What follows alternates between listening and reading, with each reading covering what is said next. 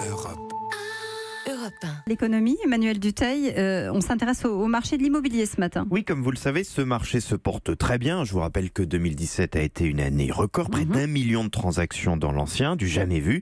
Mais plusieurs acteurs du secteur le disent, on a peut-être touché un plus haut l'an dernier. Pour le crédit foncier, par exemple, il y aura moins de transactions cette année. Il mise sur 900 000 transactions dans l'ancien. Si ça se vérifie, ce serait 20% de plus, tout de même, que la moyenne annuelle de ces 10 dernières années. Alors, il faut être bien réveillé pour comprendre cette phrase, mais ce qui montre que malgré tout, ça resterait un marché très dynamique. Mais pourquoi malgré tout le marché pourrait un peu reprendre son souffle ? Eh bien parce que l'on appelle les primo-accédants, c'est-à-dire ceux qui achètent un bien pour la première fois, sont un peu moins présents sur le marché. C'est pourtant grâce à eux que les ventes se sont envolées l'an dernier. Ils ont représenté plus de 4 transactions sur 10. Mais pourquoi ils sont un peu moins représentés en fait ? Eh bien déjà parce que dans de nombreuses villes, les prix ont atteint des sommets. C'est le cas à Paris ou à Bordeaux. Bordeaux est devenu, selon PAP, la deuxième ville la plus chère de France devant Lyon.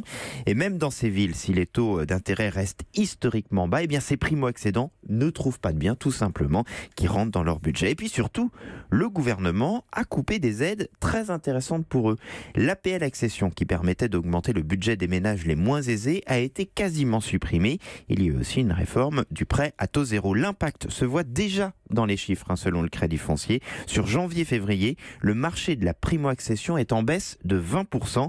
PAP dit aussi avoir vu au début de l'année une sorte de mini-ralentissement. Alors il l'explique plutôt par la météo. Il a fait tellement mauvais, mais en même temps ça continue, que ça ne donnerait pas envie d'acheter ou de vendre. Oui, mais de ce que j'entends, Emmanuel, il n'y a pas vraiment péril en la demeure. Vous avez raison, on en parlait ici même la semaine dernière. Le marché reste à des niveaux quasi records. C'est vraiment juste pour le moment une petite inflexion et tout le secteur va regarder avec intérêt la semaine prochaine la loi Élan. Alors ce n'est pas un plan de relance des élans en France, mais le petit nom d'une loi logement censée créer ce que l'on appelle un choc de l'offre.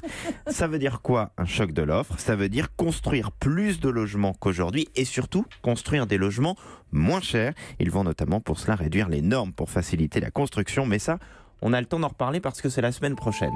Europe